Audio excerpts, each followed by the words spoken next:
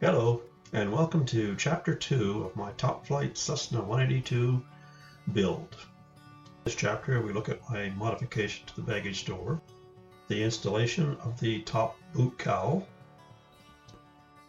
hinging of the tail feathers, but first, a short video on my fuel tank installation. So here is a picture of the bottom of the tank, and you can clearly see the fuel tubing that's on the brackets, but you can also see the clearance that I now have for my servo leads going to the motor controls, the choke on the right, and the throttle on the left. Here is the mounting plate with the receiver, the two batteries, the receiver battery and the engine battery, and the optical kill switch installed. Applications I did want to make was a operational baggage door. The intent here is to mount my switches, that would be the radio switch, the engine switch, and the charging receptacles, so that they're not cluttering up the outside of the airplane. Now these pictures here show my the process, because this is not part of the plans. This was a one-off. I gathered it from a chap on the YouTube video, and basically, yeah, no plans to go by, so a lot of mock-ups, a lot of trial and error, and finally getting something that I was happy with. The following video will show you just how this came out. Hello, and welcome to my shop once again. Last night, or actually yesterday, I spent about a half an hour, 3/4 of an hour putting together a video on the work I was doing on the airplane. And of course, when I went to download it, somehow lost the whole thing, so typical, I guess. As some of you know, I like to tinker with the models, and you know, it's nice to build them and follow the plans, but I do like to do some things my own way, and some things that I see on YouTube or Google, whatever, that I'd like to incorporate into the model build.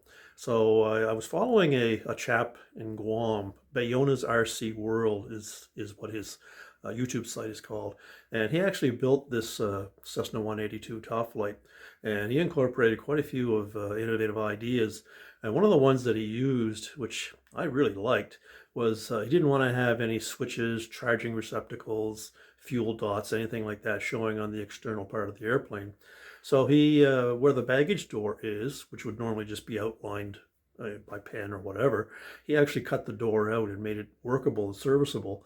And now he has his switches and not necessarily his fuel in there, but he has his switches and his charging receptacles in there. So now they're hidden and not blemishing up the outside of the airplane.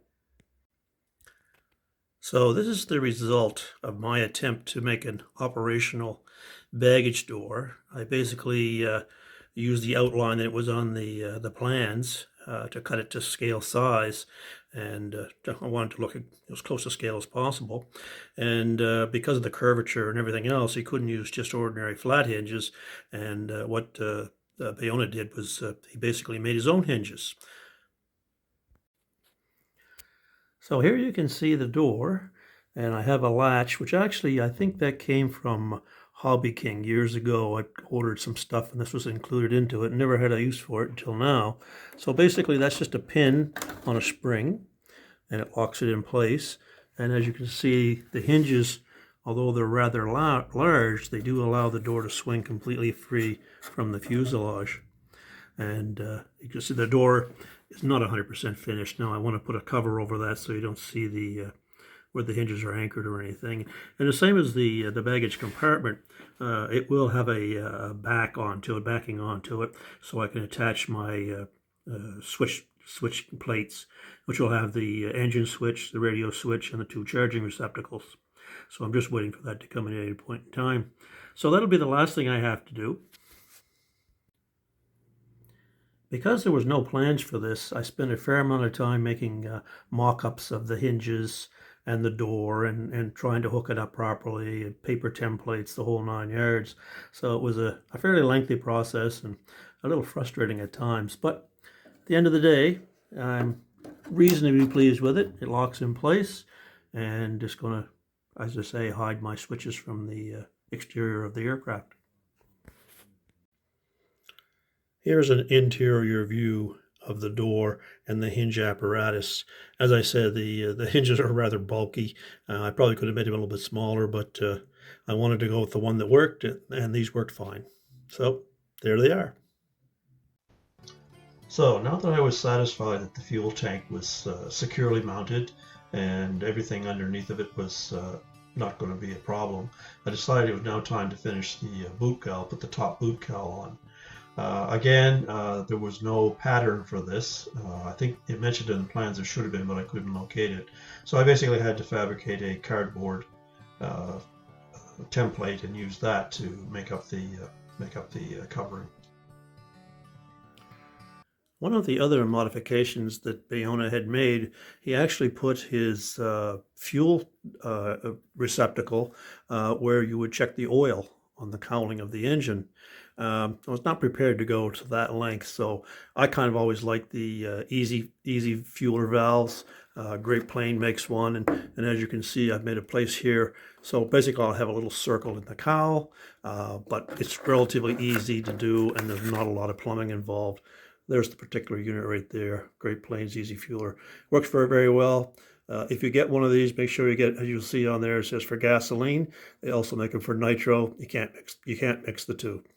So I've tried this before. I like it. It works well and hasn't caused any grief.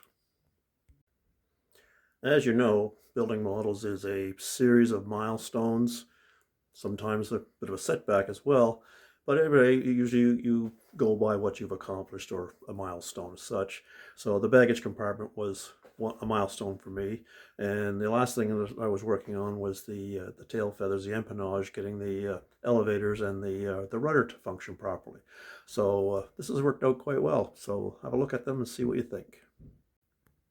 Now this was just a mock-up to make sure that my linkages were the correct length, the servo arms, which had to be modified, especially for the rudder, that they were functioning properly, because once this is completed, they want you to box everything up so it's not accessible. I think I might change that and put something so I can actually access those areas, just because I'd like to be able to access them. So right now I have the elevators hooked up, just to make sure that they're going to move. They've got adequate movement, and I'm very happy with that. And here is the rudder with the full movement. That's basically what needed to be checked. And everything is working and functioning well. Obviously, I'm not going to make the hinges permanent until after it's covered and painted. It makes it a lot easier to do that kind of work when it's applied to the airplane. So, another milestone. This is probably the least enjoyable part of the project. I hate working with ABS, but if you want it, you got to put it together. Anyway, this also comes to the end of this chapter. I hope you've enjoyed it, and stay tuned. Always more to come.